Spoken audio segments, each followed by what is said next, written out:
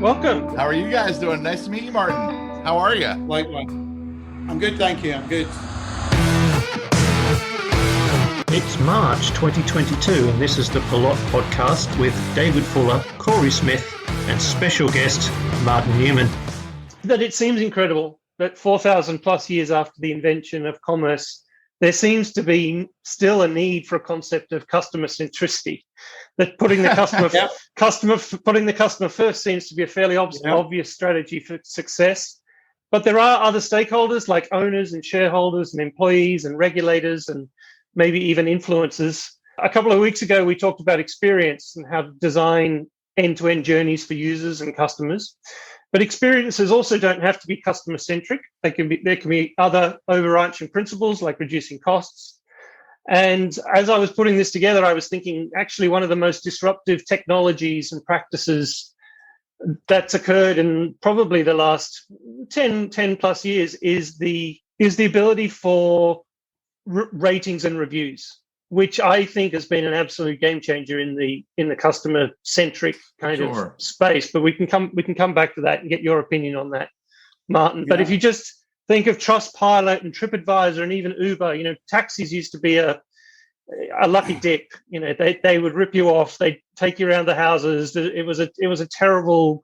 It wasn't a customer-focused experience at all. And yet suddenly you have apps like Uber and others that allow the rider to rate the driver. The industry's changed. Even in a lot of places around the world, the humble taxi has suddenly become a much more customer-centric thing. Can user-centricity really be a disruptive technology or strategy?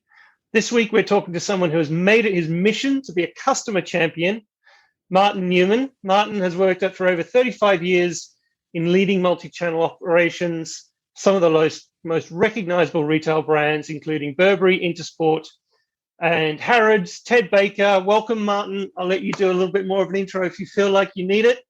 It's great. It's great to have you here. Thank you, David. Thank you. I appreciate that. And thanks for having me on. There's probably not much else to say. I mean, apart from, I should just say, I write these things here.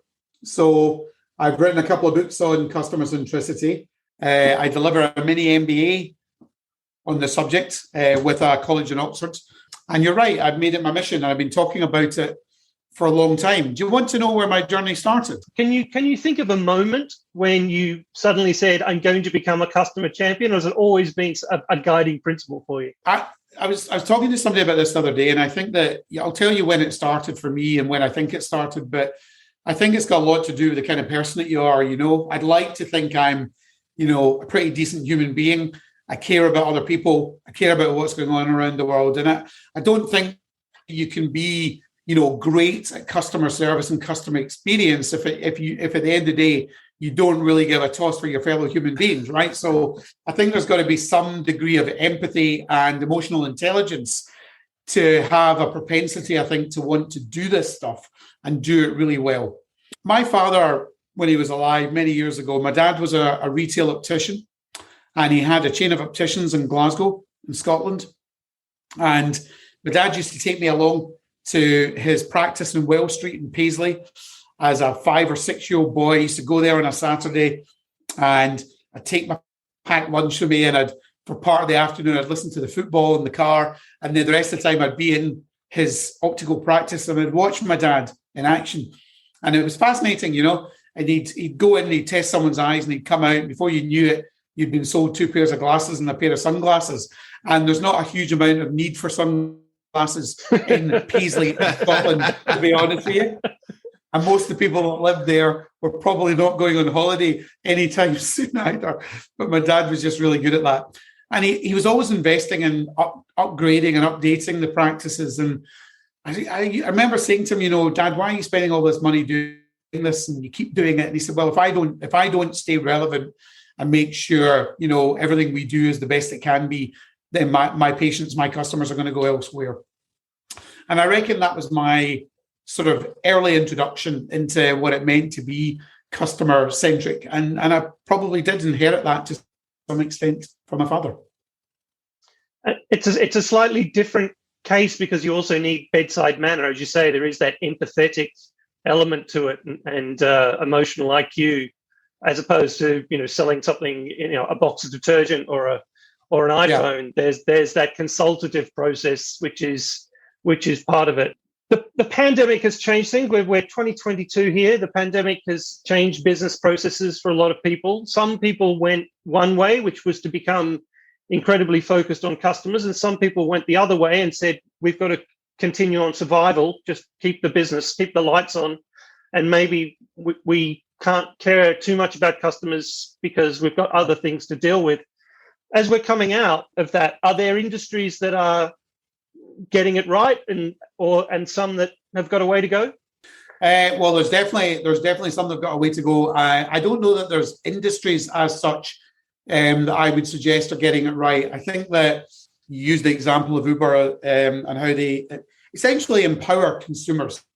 So I think what it really all boils down to is empowerment.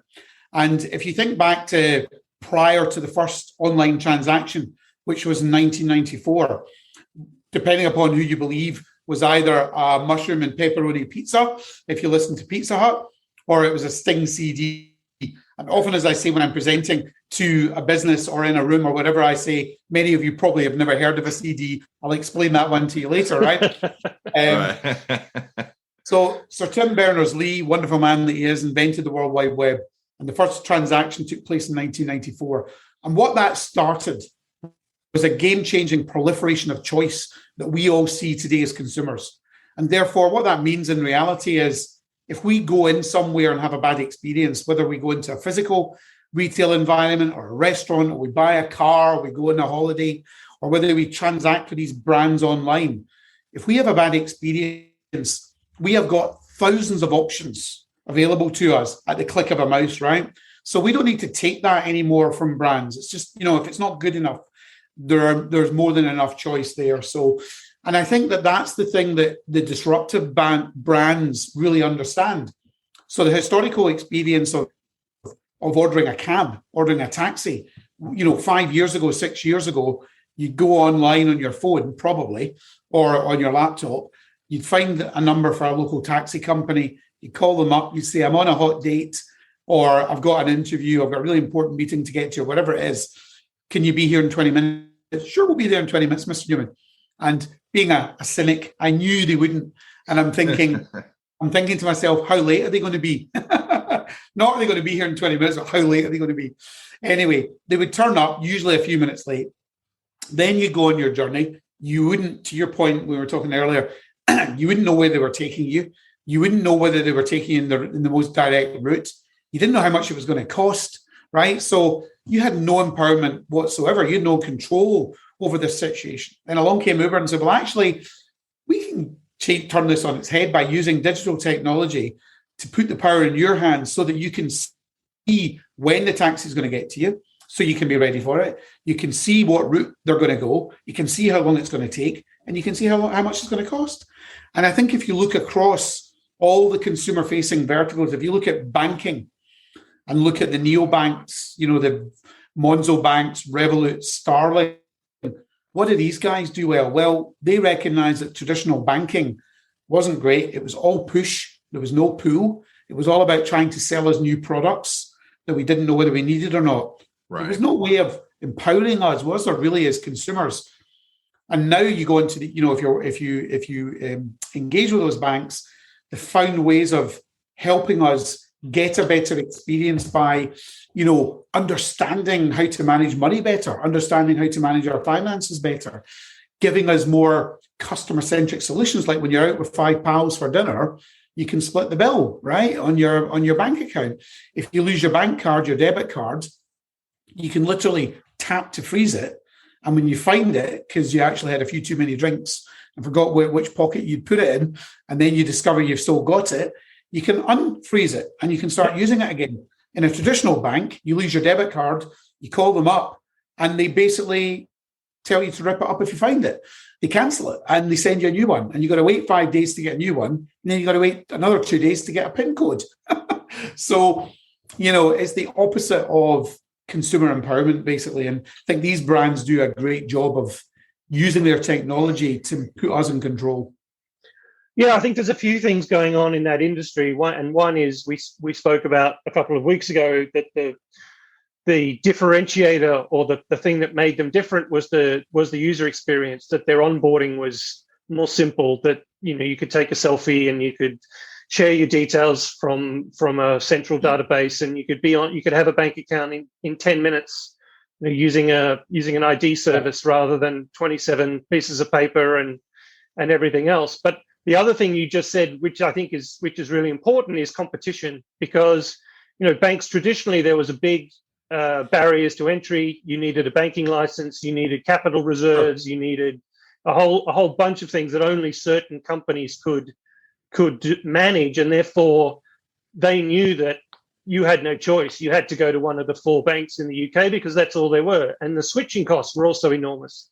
So that the hassle of moving from one bank to another was just so enormous that they didn't have to really care about delivering you a service. Or you had a mortgage with them and you were locked into them for 25 years because you had your mortgage. So they had absolutely no incentive to be customer centric. Yeah, no, I would totally agree with that. And I think that when you look at the airline industry today, it's a little bit like that, because whilst there has been, the advent, obviously in the last sort of 15, 20 years, of what we call the discount airlines. Not that any air travel's cheap anymore, because obviously they're all trying to claw back quite rightly, some of the lost sales and profitability over the pandemic. But, I think these brands, to some extent, many of them still have a bit of a monopoly, because there are only certain airlines that you can use on certain routes, right? So there's still not that much competition. That, you're from Australia, I'm going back down under for my 23rd trip in April, and I was looking to book a flight, and by crikey, the price is up 50% over the last 2 years as a result of demand now exceeding supply, right? Right. And that'll probably calm down again. But I do think to some extent, that's the case with airlines. To some extent, you might look at the car industry and say it's also a bit similar there, because if you like a car brand and you like a particular car brand, the chances are you'll keep going back. But I get very frustrated by businesses in the automotive space, because most of us these days, when we get a car, we take it out on a contract, personal contract purchase, or one of those, hire purchase agreements, and we usually have it for 2, 3, or 4 years. I guarantee you, because I do this all the time, you don't hear from these brands until a month before you're ready to hand your car back, by which point you've already made your mind up to go somewhere else, either to buy another brand or maybe to another dealer. And I say to them sometimes when I'm buying a car, I say, by the way, just to let you know, I have a wife and 2 kids. There's 4 cars in my household. When was the last time you ever offered to sell me another car? Why, when you go in and buy a car, is that it? Is that the end of the relationship? Right. Until you're ready until your contract's up? It's ridiculous. Okay, they communicate with you when your car needs a service, and they make money out of that, but they never make any effort to find out who else is in your life that they might sell a car to, when it's such an obvious, in my mind anyway, such an obvious opportunity, So I guess that brings us on to, again, this idea of experience being more than just the sale. And to a certain degree, there is a bit of confusion in the industry around the phrase customer experience. To some brands, they've just substituted customer support for customer experience, and they think that customer experience is something that's handled by a call center. It's not something that is everything from the greeter at the front of the store all the way through to the delivery driver, and whether they've got something spilt on their uniform when they bring the e-commerce delivery through the door. They're thinking more, I guess, tactical in the sense. What are some of the things that you've seen? And I guess in big tech is an interesting one, because as much as the internet has delivered some fantastic advances in customer centricity, there's a lot of these tech firms which are starting to say, well, we'll let a bot do it, or we'll have a tiny little support window. You have to contact us within these hours, email us, and we might get back to you in 5 days. Once they've basically got you into these subscription contracts, a lot of these big tech firms don't really care about customer centricity, do they? Sure. And I don't think it's just tech firms. I've worked for a lot of other firms that feel that you can automate experience or automate customer service, right? Like, can you send them to a bot? Can you send them to some sort of an AI experience model? I don't believe that you can. I'd love to hear your thoughts on that. If I had whatever the digital or technological equivalent of a large hammer is, maybe it's a bit of code, I would kill the bots. I mean, I've interacted with, I don't know, more than a dozen chatbots, and they're bloody useless. Yep. Because if you got a generic issue, right? Let's imagine, early in the pandemic, all of a sudden the airlines are hit with, customers can't fly, they're not allowed to leave the country, right? And you need to do something about that. Then maybe a chatbot can help, because everyone's got the same problem. But if you're flying back from Portugal and you need to change your flight from a Saturday to a Thursday, because the government's just said if you fly back on a Saturday, you're going to have to quarantine for the next 2 weeks, then they're completely useless. And my experience of them is they're largely useless.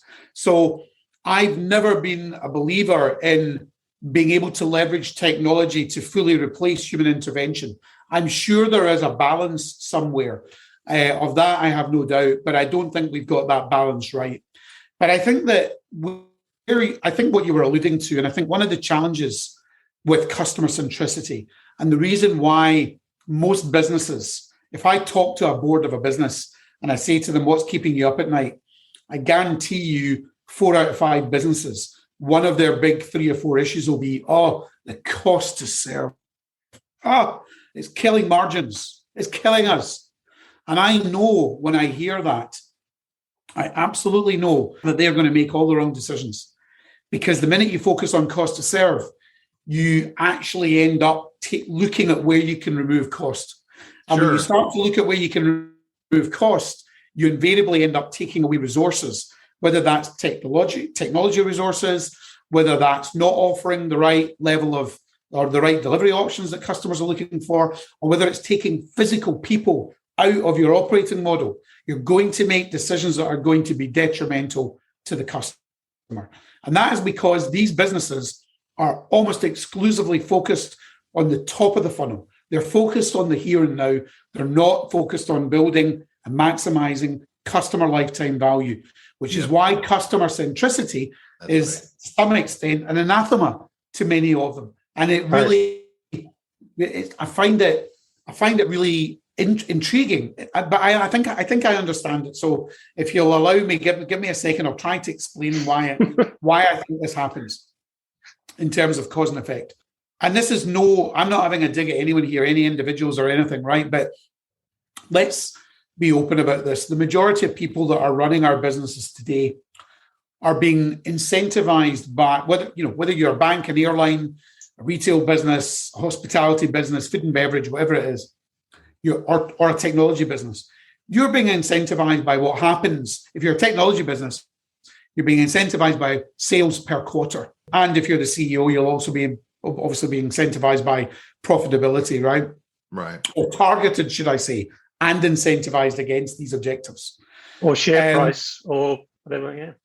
All of the above, right? But they're all short-term, but essentially you're being targeted on short-term measures, right? Doesn't matter what sector you're in. 3 months, 6 months, 9 months, a year. That's right. Now, absolutely, you've got to be looking at what's happening in the here and now, because if you're not doing that, you might not have a business in 6 months, right? I get that. But the problem with all this is if the focus is purely traditional model, which is return to shareholder and what happens within a 12-month period, then it's a conflict of interest. Because if you're a CEO or any senior level exec and your bonus is heavily weighted towards what you deliver in the next 12 months, then guess what? Are you really going to make the investment decisions that might not pay back for 2 or 3 years when the chances are it's going to have an immediate impact on your numbers and therefore an immediate impact on your own personal objectives and your remuneration? No, you're not. So I've always believed that that's an issue that has to be resolved. And many businesses have obviously what we call an LTIP, long-term incentive plan. But many don't, and that doesn't, and that's also usually not geared to, the numbers that you can make if you're a senior level executive, running a business, or you're a senior director in a sizable business. Your bonus could be in the many hundreds of thousands of dollars, right, or pounds or euros, sometimes even millions. So who would blame anyone for making decisions ultimately ensure that they achieve what they're being asked to do in the short term, but often they come at the detriment of the success of the business in the medium to long term. So I really believe there's a strong cause and effect there, and that has to change to some extent if we're going to recalibrate and allow the people running our businesses to the freedom to make decisions over the medium to longer term, whilst making sure that they've still got a business there in the short term. But that's also, I think the first time I ever met you was you were doing a keynote at a trade show in Dubai. And I remember one of the slides that you had, which basically said that the way we reward people within the business is completely upside down. We're paying people in the store interacting with customer-facing people $3 an hour, and we're paying someone in an office who never interacts with a customer 50, 60, $30. 80,000 pounds a year, which is backwards, totally. Isn't it? It is, totally. I mean, the way we treat the front line of our businesses, whether we're selling cars, whether we're serving people in the airline industry, or whether we're selling fashion or electricals or whatever it is, the people on the front line are ultimately the people who will have the biggest impact on the success or failure of a business commercially. Yeah. And they are absolutely the worst off and also the worst treated. I look at retail today. I look at retail when I was growing up in retail, and there's household names people today like Sir Terry Leahy, who used to run Tesco, or a good friend of mine, Andy Bond, who used to run Asda. These guys and girls started their career, many of them, on the shop floor, or they came in as graduates, and they built their careers in a business and ended up running it. Do any of us really think that's achievable today? Absolutely no chance. No chance. Because we pay people minimum wage. Worse, we rip up their contract, right? We rip up the contract and we rehire them on poorer commercial terms because we think that benefits us as a business. and then we expect them to spring out of bed in the morning and want to go into work and do the best for the business. I don't think so. We don't train them. We don't develop them. We don't prove to them or show them that there's a career trajectory available to them in our businesses. And then we complain about the fact that, it's all because they're Gen Zs and millennials, and they walk out after 5 months or they leave after 6 months. They leave because we set them up for failure and we don't create the right working environment for them. So I think you're 100% right. And I'd even forgotten I'd said that back in Dubai. It was a great keynote. There's a whole bunch of new technologies at the moment, some of which are completely alien to most people. Technologies such as NFTs, there's this weird thing called the metaverse. But at the moment, it seems to be a bit like .com1 in the sense that it's being driven by coders, it's being driven by engineers and product people who don't seem to even have ever been a customer, let alone putting the customer first. So they've never left the house. Who is the customer? Who is the real customer for some of these technologies? And how do we put the customer front and center in this next phase of technology? Can you speak to that a little bit? I will do my best. It's really interesting, and I think that the way I look at it, I am quite excited by the metaverse. But I'll talk about why in a minute. What I always say about technology is we always, and I mean always, overestimate its impact in the short term, and we always underestimate its impact in the long term. So in other words, the metaverse, I think personally, and NFTs and all sorts of weird and wonderful things that are related to it will become hugely pervasive. Not pervasive, that's not maybe the wrong word. It will become such a big part of our lives in the longer term. But in reality, where we are today is, you're absolutely right. It's coders, it's technologists, it's absolute digital natives that are driving this. We're nowhere near. So in other words, in kind of marketing and adoption, the old adoption curve parlance, we are in the innovation phase at the moment. We're not even really in the early adopter phase. So the people that are actually driving it are the innovators. Then come the early adopters. Then come the early majority. Then come the late majority. Then come the laggards. So how far away are we from the early majority even getting involved in the metaverse in a meaningful way? In my humble opinion, 3 years. Yep. Minimum. Right. Think back 6 or 7 years ago. I remember I had the great privilege of doing a presentation, a keynote in the Computer Science Museum in Silicon Valley. It was amazing. And there was the Google had their driverless vehicle there, one of the early versions of it. Little kind of round car that looked as if it was out of a cartoon or something, paint a picture. Anyway, long story short, I remember like for 2 or 3 years, or no, maybe a couple of years anyway, it was just constantly in the media, noise about driverless vehicles. Here we are, 2022. How many driverless vehicles are on the road in the United Kingdom or the United States today? None. Yep. None. There might be some cars on the road that have the ability to be driverless, but there's no, to the best of my knowledge, purely driverless vehicles on our roads today. Now, is it coming? I 100% believe that it is. I even put some money into one of these driverless vehicle companies, so I certainly hope that it's coming. But I just think it's a great example of something that, we do have a habit of overhyping technology, basically, and making it out to be much more than it is in the short term. But I think I'll give my tuppence worth in the metaverse. For me, because I do a lot of I talk to consumers a lot. And over the years, whenever I've asked consumers about what frustrates them about the online experience and why do they still go into stores when everyone talks about the high street being dead, which is not, it's evolving, is the fact that you can't touch and feel it, right? It's not experiential. It's 2D. It's flat.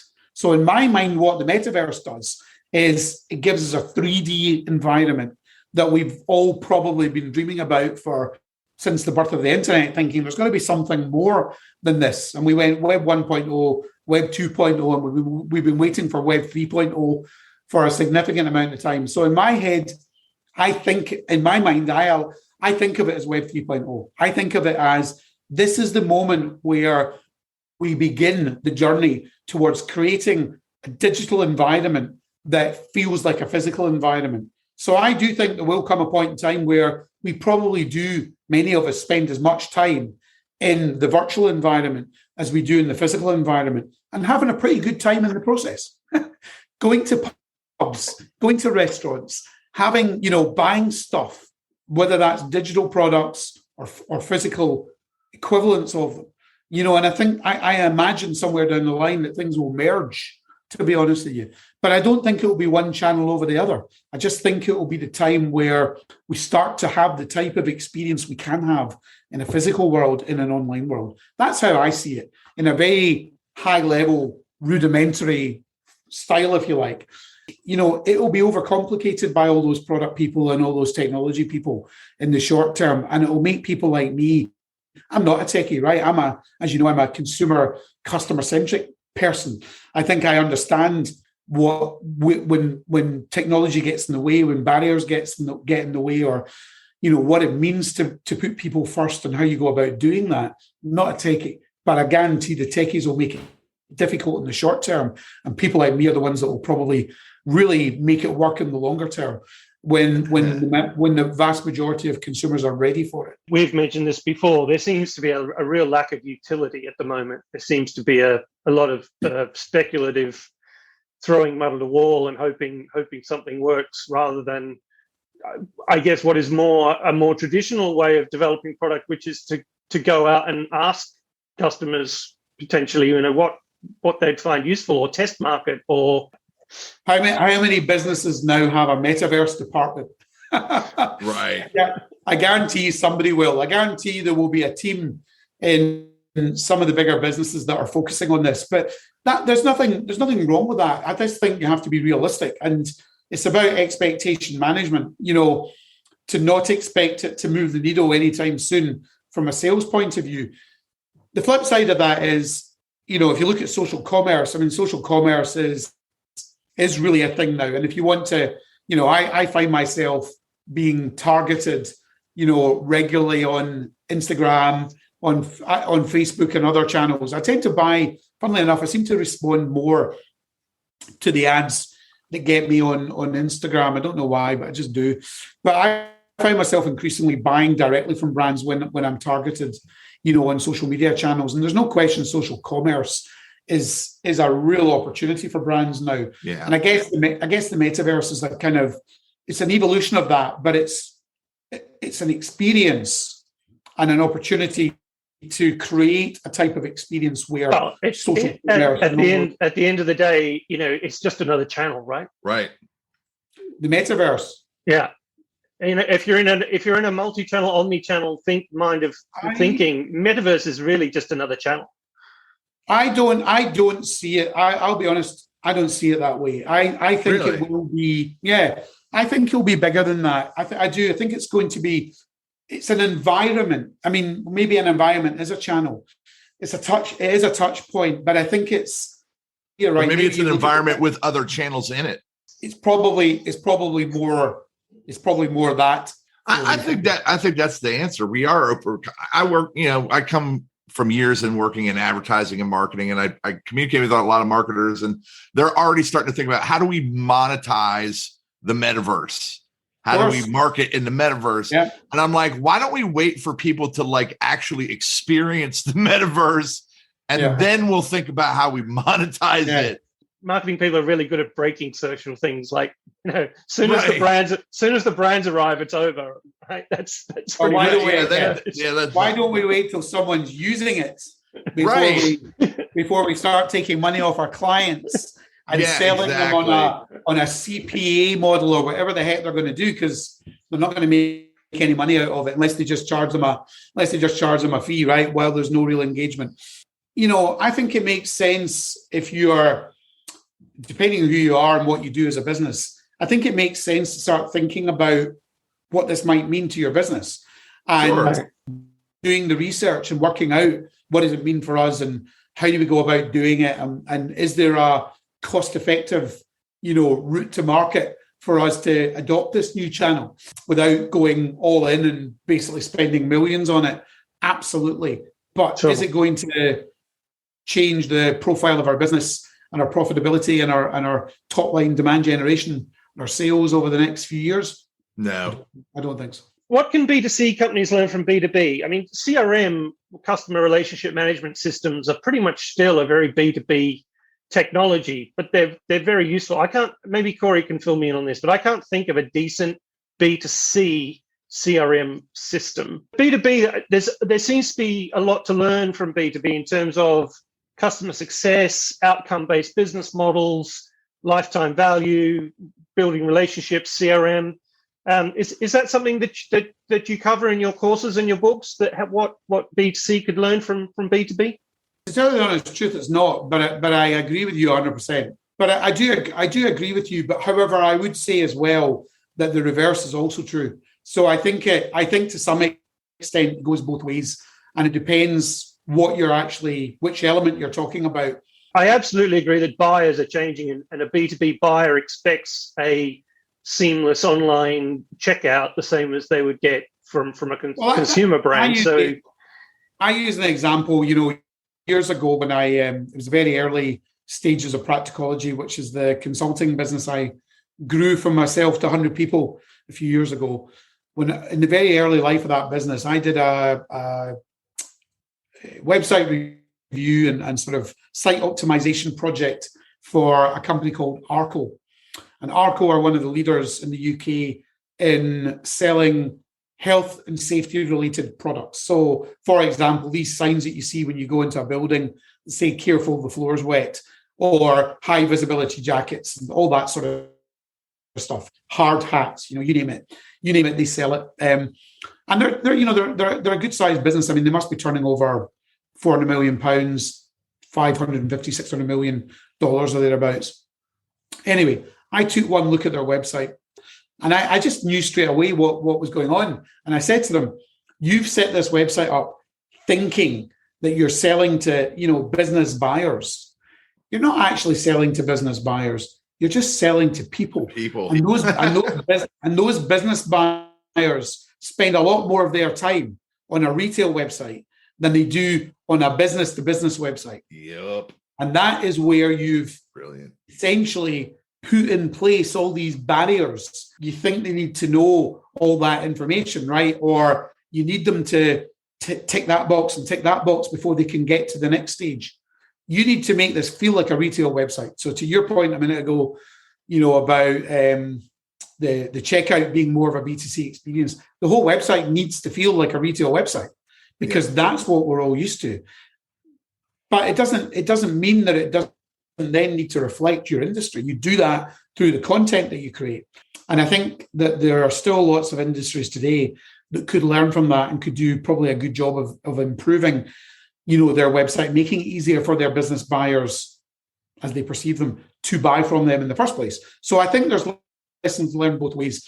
But I think you make a really good point. And I do think that, because B2B generally is outcome orientated, and absolutely it's about building that relationship and maximizing the value of an account and taking the long-term view and thinking about how can I build lifetime value? How can I make sure this client doesn't go elsewhere, doesn't go to another technology vendor or whatever it happens to be that I'm selling?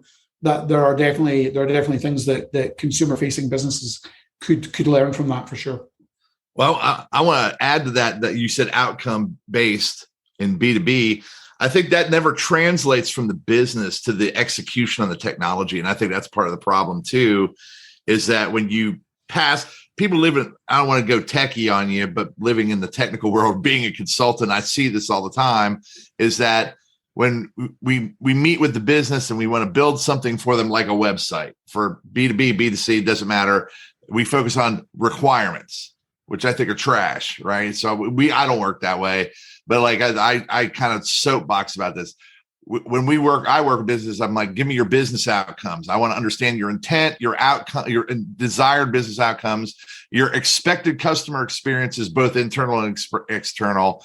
Like, I don't want requirements because that forces the business to think like a technical person. That's my job. I think that's a really brilliant analogy. Practicology, the consulting business I created. I mean, we did no end of technology selection projects, and they all started with requirements gathering. But that's the way it was, right? And that was the expectation. Well, it's terrible. I couldn't agree with you more. I think that it's interesting. These days I do quite a lot of advisory board type work, so I have a bit of a kind of portfolio approach to life. And I was running a session for someone the other week.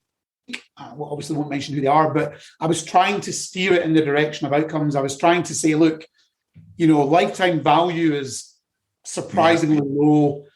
Repeat purchase is surprisingly low. Why don't we start with the premise of, let's imagine we were going to increase that by 500% and work back from that, and then say, what would it take to deliver that, right? What would it take to maximize the lifetime value? So I often use not the anecdotes, but the kind of, some of the sound bites, Jeff Bezos, start with the customer and work back.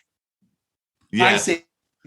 I always say, start with customer lifetime value and work back from that.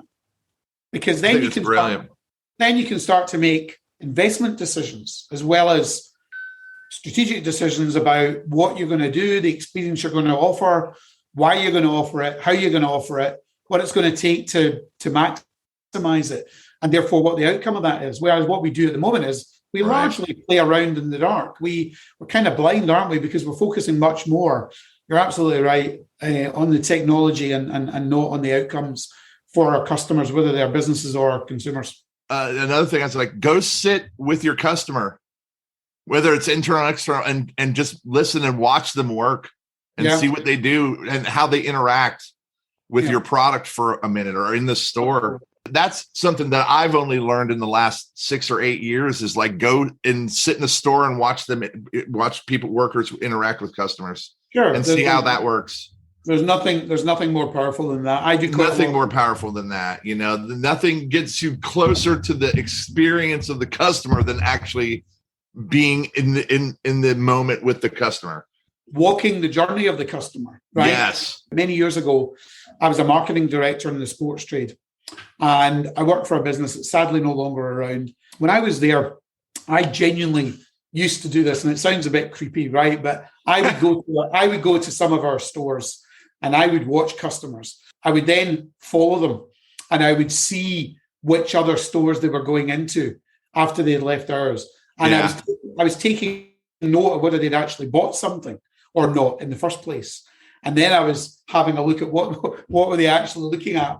I obviously didn't do this too frequently, but I did do it once or twice over the course of the year, because it did give me a very genuine sort of live in the moment view of what was happening, or what was trendy, how customer behavior was changing, right? Like patterns, exactly. And I could see before my eyes that our core customer, because we were in what we would call the athleisure sector. So there's a brand, a very successful UK-based business who are now all over the world called JD Sports, and they're the leader in the athleisure sector. And I could see that our customers were moving away from the traditional sports brands. They were moving away from Adidas at that time, Adidas and Nike. And they were buying, Nautica and Henry Lloyd and Helly Hansen and all these other athleisure brands. And I went back and said to my board, I think we've got a problem here that we need to address. I'm not sure we've got the right mix of brands anymore. And I explained this to them. And I got the kind of, pat on the head. I was quite a young man back then. It was like 30 years ago. You're doing a great job, young man, but, we think we're on top of what we're selling. Right, we've got this. We're selling the right stuff. And fast forward, sadly, 6 or 7 years later, the business crashed. And I'm not saying that what I saw at that moment in time would necessarily have saved it. I think it probably would have. But fundamentally, there was a change, and I could see it. I could see it in real life. I could see it when I sat down and talked to customers. I did focus groups. I could see it then, but for whatever reason, the business was blind to this. And all we had to do was go and buy a small independent athleisure retailer that already had these accounts. And that was obviously prior to having maybe some of the technology and the tools that we have available now to track that behavior and to turn that data into actionable insight, to make better informed decisions. I started off by saying it's almost incredible that in 2022 we even need to think about customer centricity as a thing. We're having this conversation. But having said that, there's a lot of businesses that still just don't have any of the data. They don't know what their NPS is. They don't know what their lifetime value is. They don't know what their churn is. They don't know what their, a lot of these companies just don't have the information available to be able to make decisions in this area. Is that right?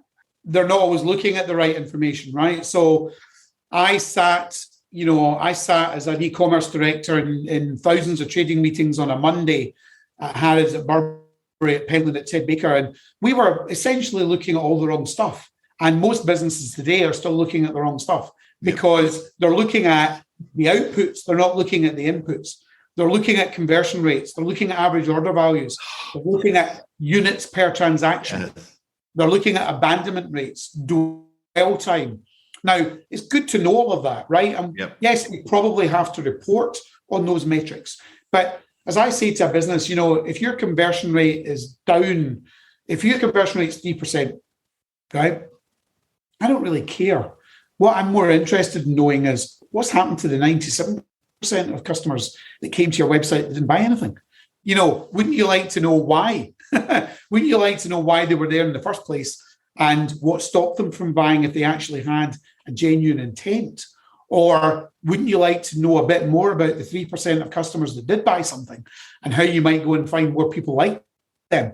Because if you've done a good enough job of convincing them to buy, there's probably more people like them out there, And so I think we focus on the wrong things.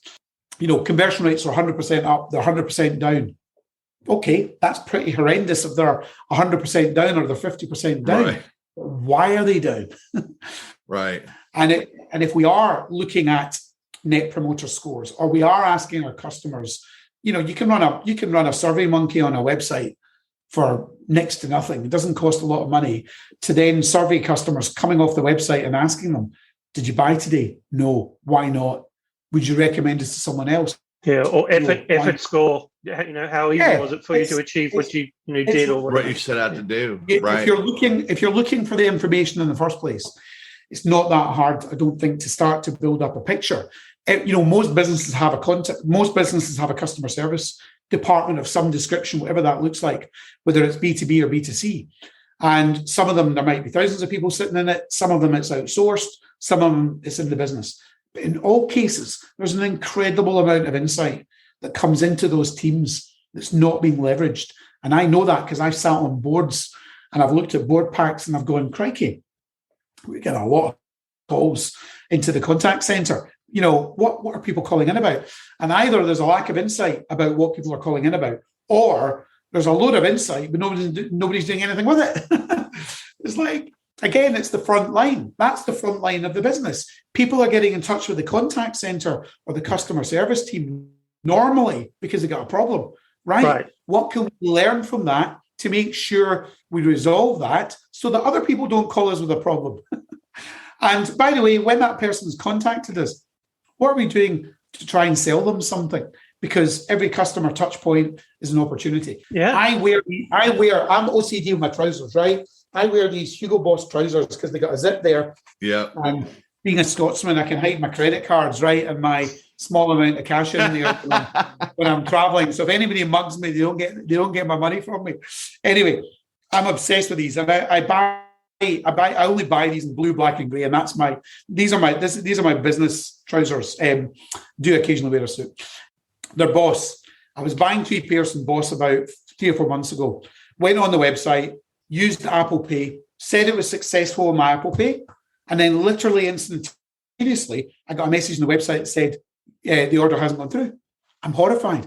I'm like, they've taken my money, and I'm not going to get my trousers, right? So I went onto the website. How could I contact Boss? This is a Friday evening. I'm not going to get anyone over the weekend, right? But I did try phoning them, got no one. Emailed them. You can WhatsApp them. Brilliant. Didn't hear a jot until Wednesday of the following week. So it took them 4 or 5 days to get back to me, number one. Number two, the email said, "Dear Mr. Newman, we've looked into it, and I can assure you we haven't taken any payment. If payment is still pending on your side, I strongly suggest you contact Apple Pay," right? Number two, it's not my problem. I'm handing it off to you as the customer to go and talk to someone else about it. Yeah. But number three, why didn't you try and sell me 3 pairs of trousers? I told you I tried to buy 3 pairs of trousers.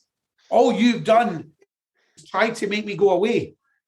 And that sums up what you just asked me a few minutes ago. It sums up why in 2022, we're still not taking customer centricity seriously enough. And it's why I've written 2 damn books about it. And why I do a MBA in it, because I'm passionate about it. I know it's the right thing to do. I know that businesses are successful and sustainably successful over a longer period of time if they do this stuff well, if they have the right culture, if they look after their people, if they don't put the technology first, but work out how to use technology to solve problems for customers and remove barriers, if they have great cultures, if they're diverse and inclusive, if they're socially responsible, if they localize what they do as much as possible. These are just some of my building blocks, but you do all that stuff well, you will be a successful business. And history is littered with businesses who weren't customer-centric. Did you ever used to rent a video from Blockbuster? Remember them? Oh, yeah, absolutely. Right? And Blockbuster could have bought Netflix in 2000 for $50 million. Yeah. And you know what? That was a lack of customer centricity, because they couldn't see, they were so blinkered by their market dominance that they couldn't see little nuanced changes in behavior where people were starting to go online for stuff. Do you know what? You could just imagine sitting on that board going, we don't need to worry about that. We don't need to worry about that. I'm not making light of it, because listen, it was very sad. I used to love nothing more than going to Blockbuster on a Friday choosing my 3 for 2 bags of sweets and chocolates and my 3 for 2 videos, looking at all the new releases and working out what my entertainment was going to be for the family over the weekend. I loved it. But they just, as I say, they just weren't close enough to customers to understand how things were changing and to start preparing for that. That was their version of the metaverse. They needed to be preparing for that. Great example. In 1998, 99, 2000, just when everybody else was saying, "Oh, the internet's never going to work." You've got to be close to customers, and whether it's B2B or consumers, and keep an eye on it, because things are changing, and of course these days they're changing quicker than they've ever changed, historically. It goes back to what we said at the beginning. They can feed back, globally, instantaneously. So, if you used to give someone a bad experience, they'd write a letter and it'd never be heard, and they tell 10 people that it was a bad experience. But now your brand can be wrecked in a tweet. I have a disruptive customer service platform. So I have a website called Customer Service Action, where consumers come on every day and complain or compliment a brand. What you were saying a minute ago is what happens at the moment is on customer service, we just push people away, right?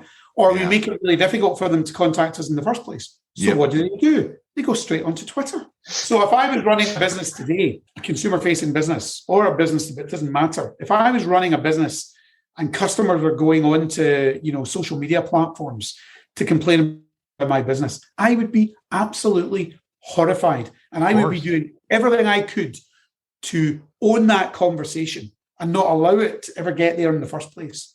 We're all focused on the cost to serve, and we're not focused on building lifetime value. Why would anybody be happy with any of the three of us, or all three of us, as we've all done, going on to Twitter, shouting out an issue with a brand? 10 people, probably thousands of people seeing it, right?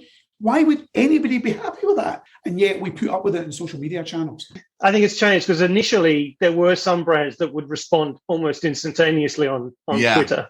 And now they seem to just ignore it. They're like, whatever. Sorry, my point is, why would we allow them to go onto Twitter at all?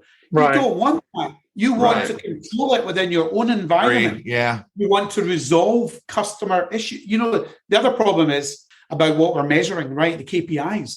Most contact centers, right? How are they being measured?